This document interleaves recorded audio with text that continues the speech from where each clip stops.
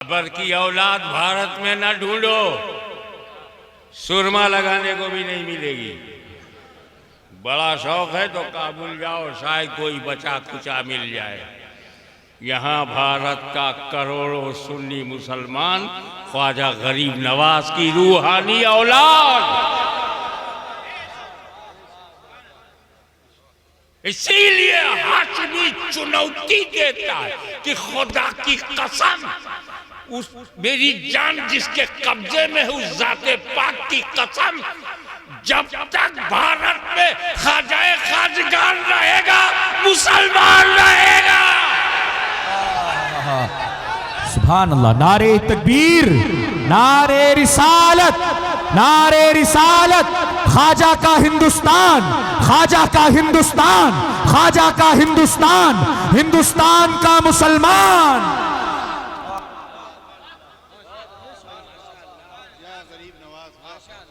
अगर तुमने अपने नबी के लिए,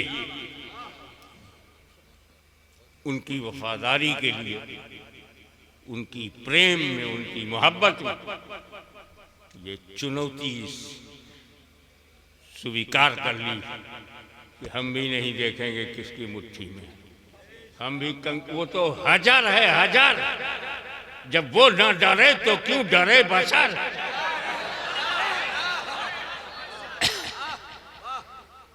तो मिलेगा क्या, फायदा क्या होगा?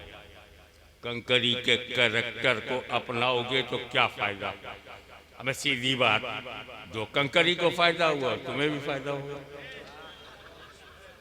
दो फायदा हुआ है कंकरी को।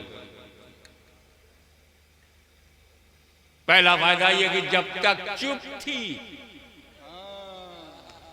अबू जहल की मुट्ठी में, जब तक खामोश थी अबू जहल की मुट्ठी में, दुश्मन की मुट्ठी में, जब तक साइलेंट थी अबू जहल की मुट्ठी में, और जैसे ही रसूल की वफादारी के गीत गाया, कलमा पढ़ा, आजाद हो गई, स्वतंत्र हो गई, फ्रीडम मिल गई। कश्मीर से कन्याकुमारी तक मुसलमानों कान खोल के सुन लो, चुप रहोगे तो मुट्ठी में बंद रहोगे, और बोल पड़े तो आजादी मिलेगी।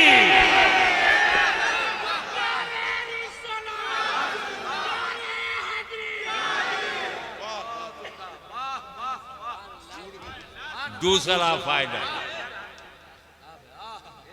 खानकाही नजरिए से देखिएगा। दूसरा फायदा, जब तक चुप थी, हजरत दूसरा फायदा आपको खानका के, आप रूहे रमा है हजरत अनवरुल्लाह साहब, वो आपको नजर करता हूं कि जब तक चुप थी, अबू जहल के पास थी, अबू जहल की मुट्ठी में थी, अबू जहल के पास थी, और जब हक बोली रसूल के कदमों में पहुंच गई, चरणों में पहुंच गई।